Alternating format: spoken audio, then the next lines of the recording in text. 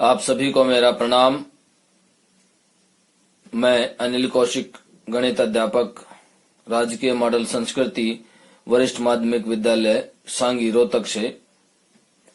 प्यारे विद्यार्थियों, आइए आज चर्चा करते हैं छठी कक्षा के गणित विषय के क्षेत्रमिति उप विषय पर, जिसकी अध्याय संख्या 10 है। अब क्षेत्रमिति में सबसे पहले हम चर्चा करेंगे परिमाप पर, कि परिमाप क्या होता है और कैसे हम निकालते हैं। परिमाप, या आप इसको घेरा भी कह सकते हैं। घेरा कि चारों तरफ का कोई भी भुजाओं वाली आकृति है, जैसे स्क्वायर है, ट्रायंगल है या रेक्टेंगल है। देखिए, यहाँ पर एक आकृति बनाते हैं इस तरह से।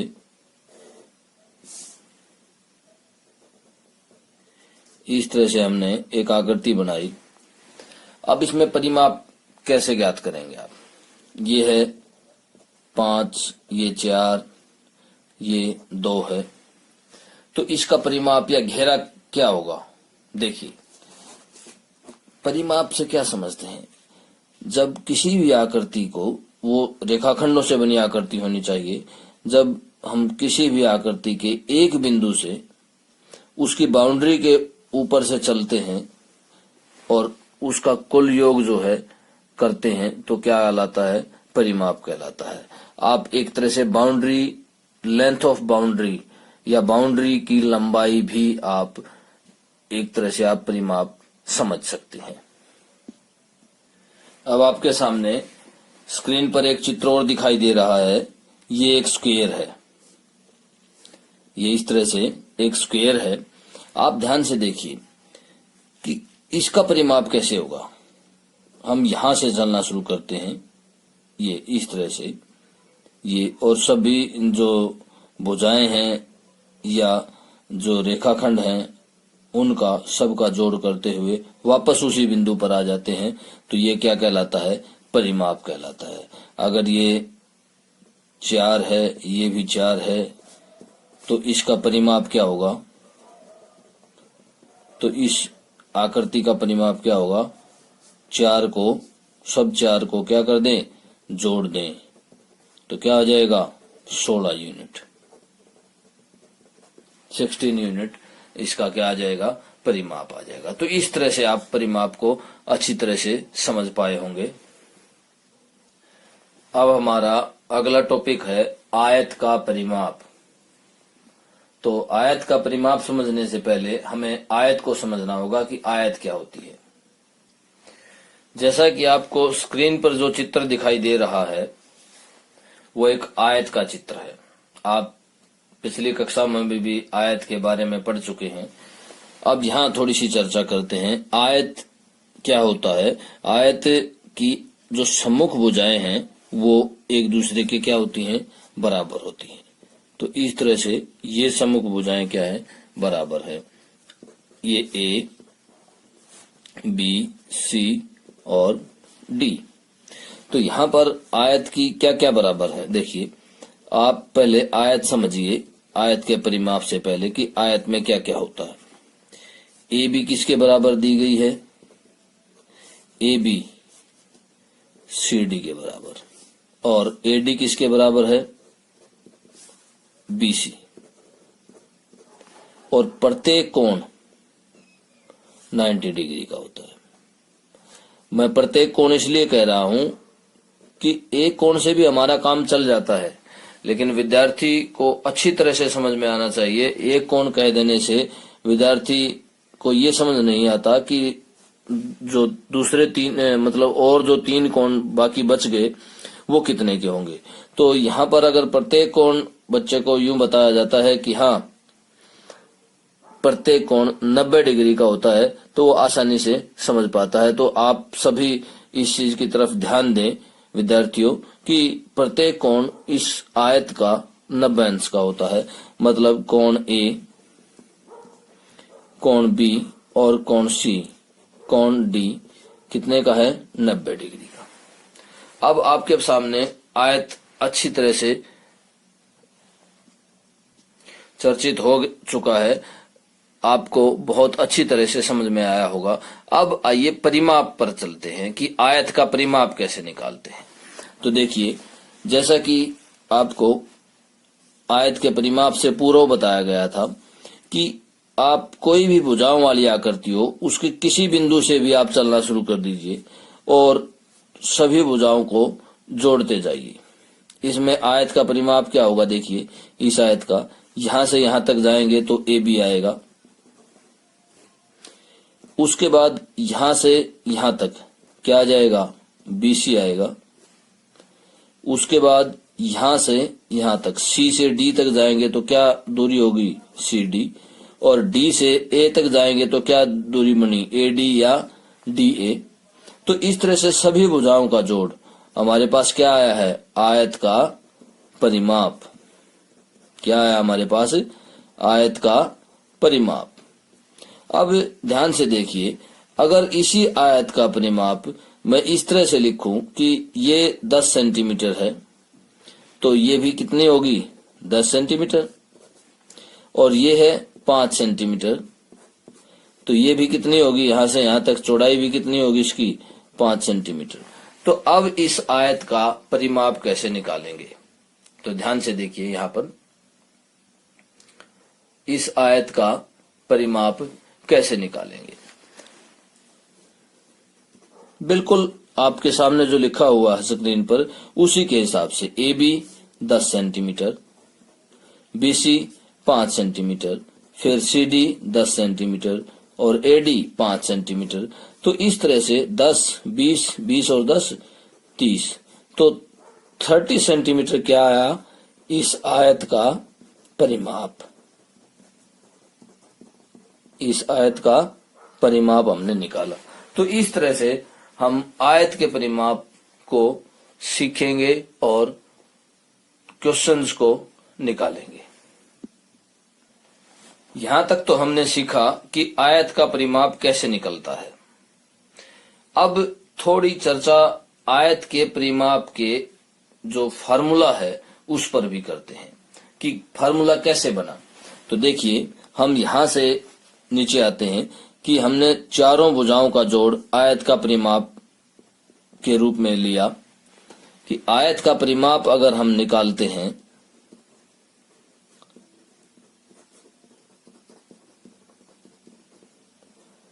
आयत का परिमाप अगर हम निकालते हैं तो हम चारों भुजाओं का योग करते हैं। अब देखिए, चारों भुजाएं ए बी जो है वो किसके बराबर है, डीसी के। तो यहां पर हम इस तरह से लिखेंगे ए बी प्लस बी सी।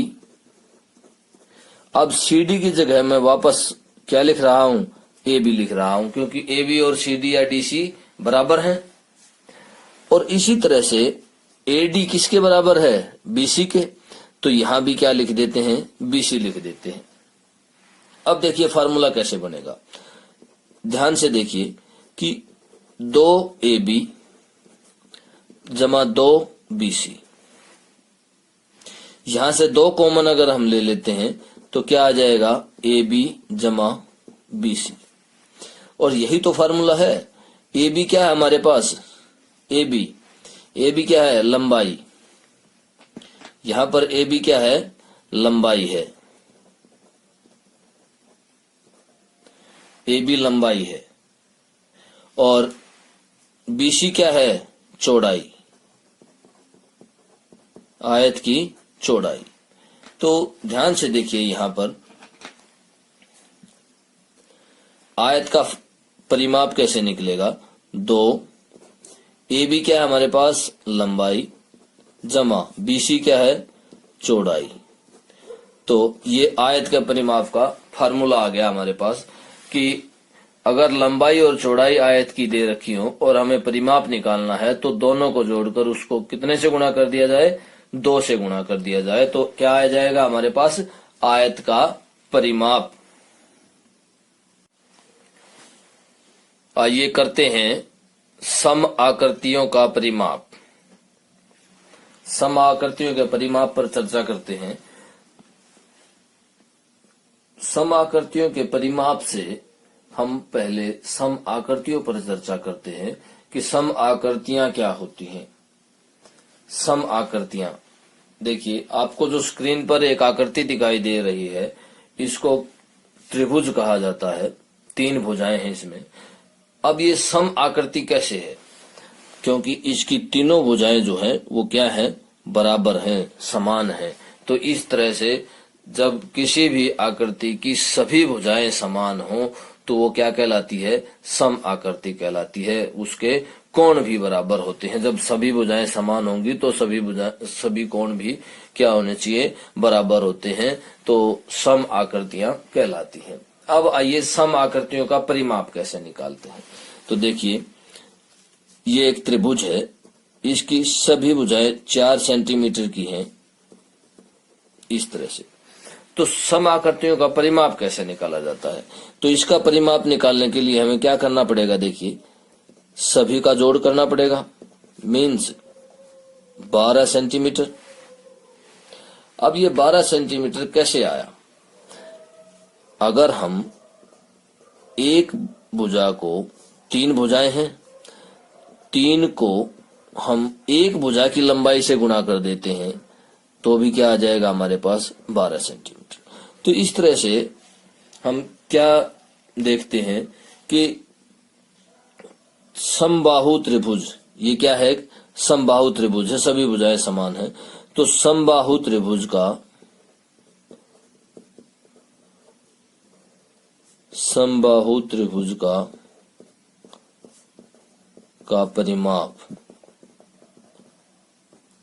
परिमाप कैसे निकलेगा? देखिए 3 को किससे गुणा किया गया है, भुजा की लंबाई से। 3 गुणा में भुजा की लंबाई, कि एक भुजा की अगर लंबाई को हम 3 से गुणा कर दें तो समबाहु त्रिभुज का परिमाप हम निकाल पाएंगे। अब आइए इसी को हम स्क्वायर पर लागू करके देखते हैं। अब सम आकृतियों में 4 भुजाओं वाली सम आकृति क्या कहलाती है, वर्ग कहलाती है, जो कि आपको स्क्रीन पर दिखाई दे रही है। वर्ग की क्या प्रॉपर्टीज होती हैं? वर्ग में सभी भुजाएं बराबर होती हैं। ये सभी भुजाएं क्या हैं, इसमें बराबर हैं, चारों भुजाएं। तो चारों भुजाएं जब बराबर हैं तो इसका परिमाप कैसे निकलेगा? तो देखिए जब हम यहां से चलते हैं परिमाप निकालने के लिए और पूरा एक राउंड पूरा कर लेते हैं तो वर्ग का क्या आ जाएगा, परिमाप आ जाएगा। जबकि ये चारों क्या है, समान है। तो हम इसको परिमाप निकालने के लिए वर्ग का परिमाप, क्या हम यही फार्मूला यूज कर सकते हैं जो कि हमने 3 भुजाओं के साथ प्रयोग किया था, त्रिभुज के साथ प्रयोग किया था? बिल्कुल हम कर सकते हैं।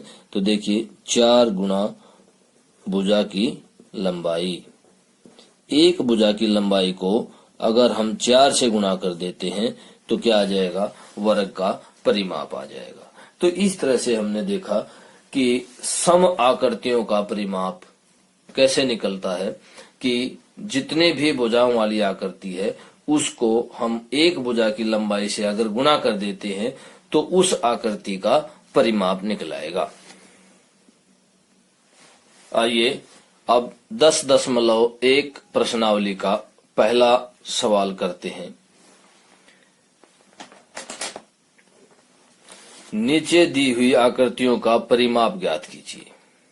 जैसा कि हमने इसी वीडियो के शुरुआत में पढ़ा कि कोई भी आकृति है उसका परिमाप निकालने के लिए उसकी सभी भुजाओं का योग करना होता है।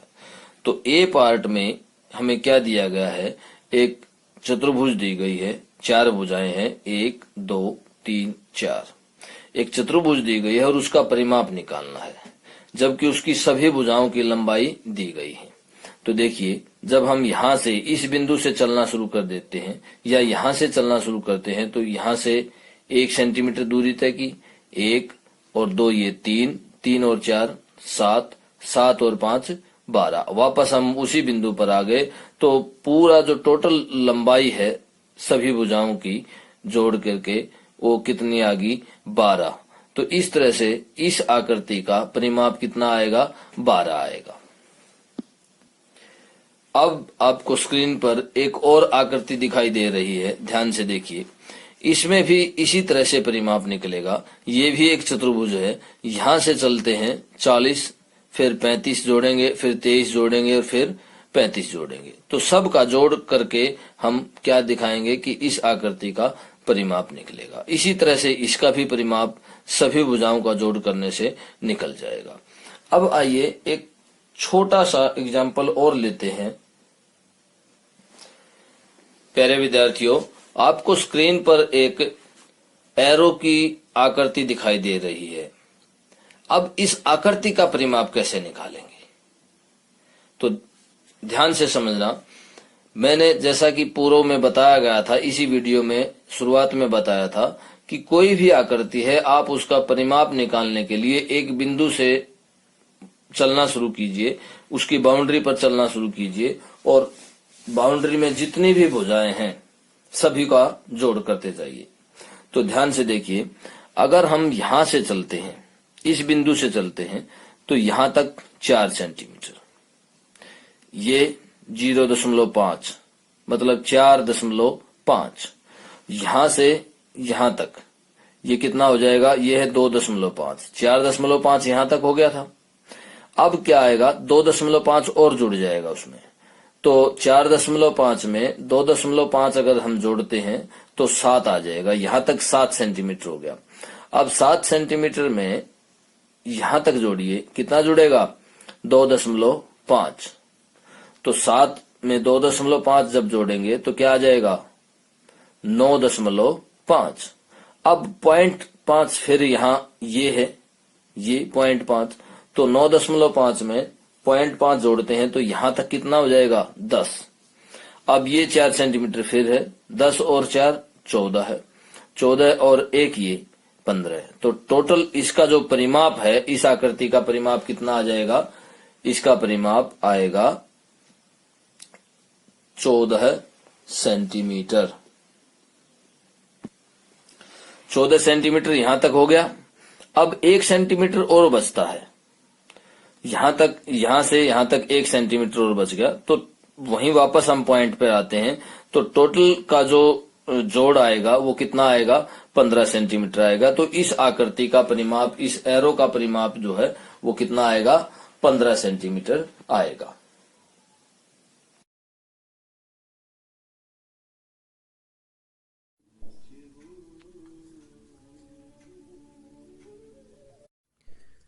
आइए चर्चा करते हैं 10.1 के क्वेश्चन नंबर 5 पर। एक आयताकार भूखंड की लंबाई और चौड़ाई क्रमशः 0.7 किलोमीटर और 0.5 किलोमीटर है। इसके चारों ओर एक तार से 4 पंक्तियों में बाड़ लगाई जानी है। आवश्यक तार की लंबाई ज्ञात कीजिए। इस क्वेश्चन को आप ध्यान से पढ़ेंगे। यह क्वेश्चन आपको 1 मिनट तक दिखाई देगा। आइए सबसे पहले हम लिखते हैं भूखंड की लंबाई और चौड़ाई।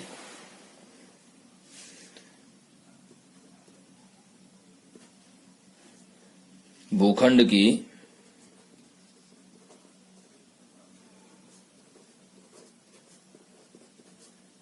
लंबाई जो है वो 0.7 किलोमीटर है और भूखंड की चौड़ाई जो है वो दी गई है 0.5 किलोमीटर।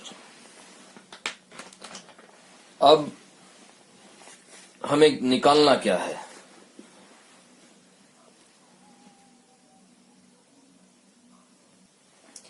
अब ये देखिए, आपको स्क्रीन पर जो चित्र दिखाई दे रहा है, क्या आप अंदाजा लगा सकते हैं वो किस प्रकार की आकृति है। वह एक आयताकार आकृति है जिसकी लंबाई 0.7 किलोमीटर और चौड़ाई जो है वो 0.5 किलोमीटर है। तो जो भूखंड का आकार हमें दिया गया है वो किस तरह का दिया गया है? आयताकार। अब आयताकार भूखंड का हमें क्या निकालना है? परिमाप। आयताकार भूखंड का परिमाप। देखिए, परिमाप आपको लंबाई दी गई है, चौड़ाई दी गई है। आप सीधा फार्मूला लगाइए, 2 गुना लंबाई जमा चौड़ाई। अब यहां से आप परिमाप निकाल पाएंगे। इन दोनों को जोड़ेंगे तो यह आ जाएगा 1.2, क्योंकि 7 जमा 5 12 और 1 के बाद दशमलव लगेगा, जोड़ रहे हैं, या ऊपर नीचे रख के जोड़ लीजिए। और इस तरह से क्या आ जाएगा? 2.4, इसकी 2 के साथ गुना, 2 की 2 के साथ गुना 4 और 2 की 1 के साथ गुना 2। तो इस तरह से 2.4 किलोमीटर ये हमारे पास क्या आ गया? इस भूखंड का परिमाप आ गया। अब उसके बाद क्या कहता है? देखिए कि इसके चारों ओर एक तार से 4 पंक्तियों में बाड़ लगाई जानी है। मतलब ये किसके बराबर है? एक बार जो तार लगाया गया है, जैसे यहां से हमने तार लगाना शुरू किया और यहां तक गए, फिर इधर गए, ये पूरा हमने एक चक्कर कवर किया, तो ये एक चक्कर के बराबर लंबाई है 2.4 किलोमीटर। अब वो कितने पंक्ति लगाना चाहता है बाड़ की? 4 पंक्तियां। तो यहां पर हम लिखेंगे एक पंक्ति बाड़ की लंबाई। बाड़ की लंबाई भी लिख सकते हैं और इसकी जगह आप क्या लिख सकते हैं? तार की लंबाई भी लिख सकते हैं, क्योंकि बाड़ किसकी लगाई गई है? तार से ही बाड़ लगाई गई है। तो बाड़ की लंबाई कितनी है हमारे पास? 2.4 किलोमीटर। अब एक पंक्ति के लिए तो 2.4 किलोमीटर है, और ऐसी कितनी पंक्तियां लगाना चाहते हैं? 4 पंक्तियां। तो 4 पंक्तियों के लिए 4 पंक्तियों के बाड़ लगाने की लंबाई कितनी होगी? देखिए, हम इसको कितने से गुना कर देंगे? 4 से गुना कर देंगे, तो ये कितना आ जाएगा? 9.6 किलोमीटर। तो इस तरह से हम 5वां क्वेश्चन जो है वो कंप्लीट करेंगे 10.1 का।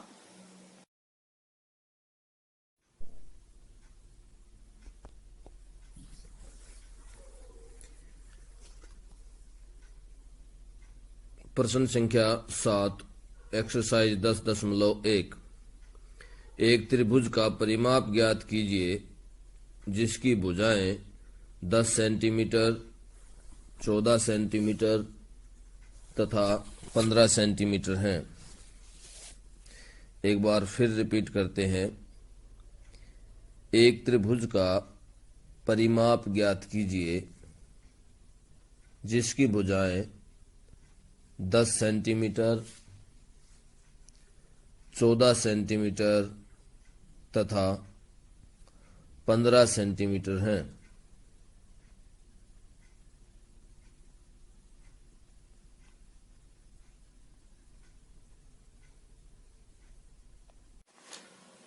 त्रिभुज का परिमाप ज्ञात कीजिए जिसकी भुजाएं 10 सेंटीमीटर, 14 सेंटीमीटर और 15 सेंटीमीटर है।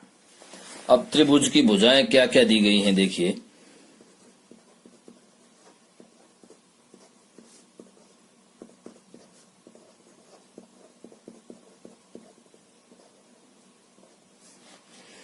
क्या क्या दी गई हैं? 10 सेंटीमीटर। दूसरी भुजा क्या दी गई है? 14 सेंटीमीटर। और तीसरी भुजा क्या दी गई है? 15 सेंटीमीटर। आपको त्रिभुज की तीनों भुजाएं दी गई हैं और आपको क्या निकालना है? परिमाप निकालना है। आपके सामने स्क्रीन पर एक त्रिभुज दिखाई दे रही है। तो देखिए, ये 10 सेंटीमीटर है,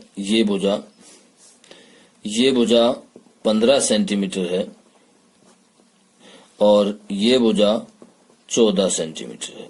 तो इस तरह से आपको एक त्रिभुज दी गई है। अब इस त्रिभुज का परिमाप निकालना है। तो देखिए, त्रिभुज का परिमाप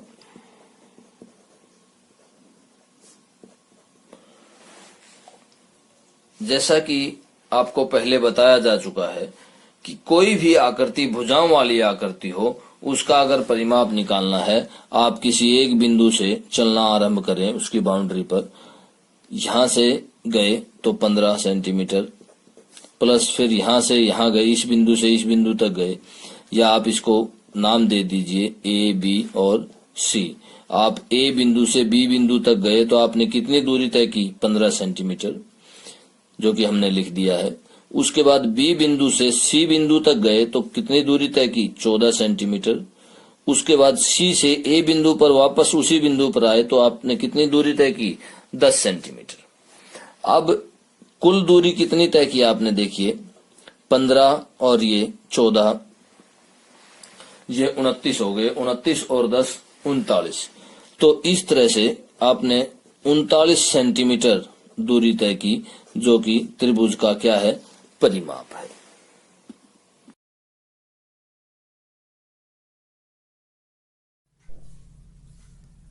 क्वेश्चन नंबर 8, प्रश्नावली 10.1। एक समषटभुज का परिमाप ज्ञात कीजिए जिसकी प्रत्येक भुजा की माप 8 मीटर है। एक बार फिर दोहराते हैं। एक समषटभुज का परिमाप ज्ञात कीजिए जिसकी प्रत्येक भुजा की माप 8 मीटर है।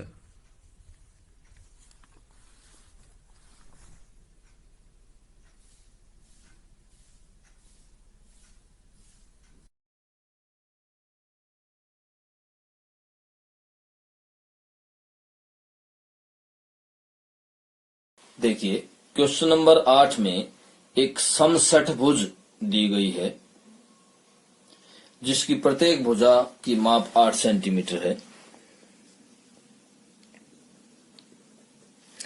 समषटभुज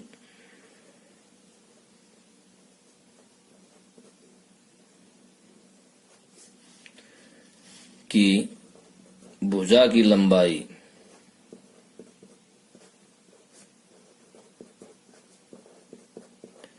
क्या दी गई है? 8 सेंटीमीटर, या आप 8 मीटर लगा लीजिए। 8 मीटर, 8वां क्वेश्चन है ये 10.1 का। 8 मीटर दी गई है इसमें। अब आपको इसका परिमाप निकालना है। समषटभुज से आप क्या समझते हैं? समषटभुज सम समान, षटभुज है 6 भुजाओं वाली आकृति, जिस आकृति की 6 भुजाएं हैं और 6 की 6 क्या हैं? समान हैं, बराबर हैं। तो हम पहले पढ़ चुके हैं कि जो सम बहुभुज होते हैं या सम आकृतियां होती हैं, उनका परिमाप कैसे निकलता है। अब समषटभुज है, तो समषटभुज का परिमाप जब हम निकालेंगे तो हम वही फार्मूला लगाएंगे, समषटभुज का परिमाप। देखिए, कितनी भुजाएं हैं? 6 भुजाएं। 6 गुना भुजा की लंबाई। अब यहां पर 6 गुना भुजा की लंबाई है, तो 6 क्या है? 6 है षटभुज की 6 भुजाएं, और भुजा की लंबाई कितनी है? 8। तो गुणा करने पर कितना यह आएगा? 6 गुना 8 48 मीटर। तो इस तरह से समषटभुज का परिमाप जो है वो 48 मीटर के बराबर आया। और इस तरह से आप 8वां क्वेश्चन कंप्लीट करेंगे।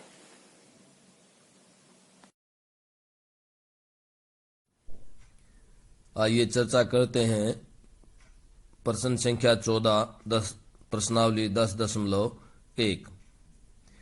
एक आयताकार बगीचा जिसकी लंबाई 175 मीटर और चौड़ाई 125 मीटर है के चारों ओर 12 रुपये प्रति मीटर की दर से बाड़ लगाने का व्यय ज्ञात कीजिए। एक बार फिर दोहराते हैं क्वेश्चन को।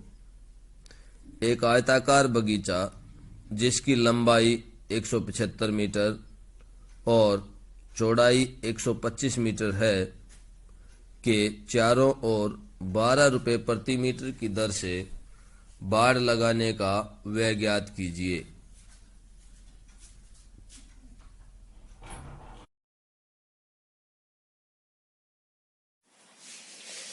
क्या क्या दिया गया है देखिए। आयताकार बगीचा जिसकी लंबाई 175 मीटर है। आयताकार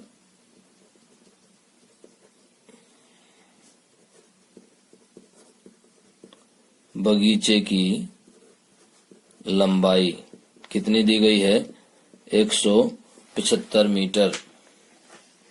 इसी तरह से चौड़ाई क्या दी गई है? आयताकार बगीचे की चौड़ाई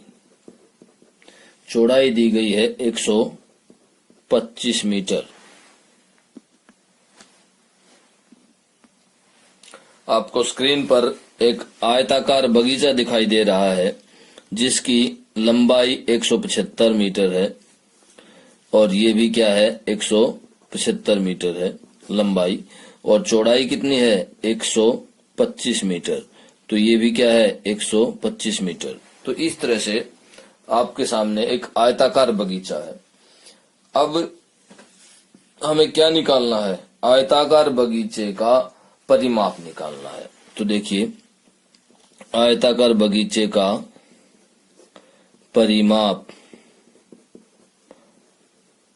क्या आएगा? 2 गुना लंबाई जमा चौड़ाई। तो देखिए 2 175 जमा 125 बराबर है, यह आएगा कैलकुलेशन करने के बाद 600 मीटर। अब देखिए उसके बाद क्या कहता है कि चारों ओर 12 रुपये प्रति मीटर की दर से बाड़ लगाने का व्यय। तो देखिए 1 मीटर पर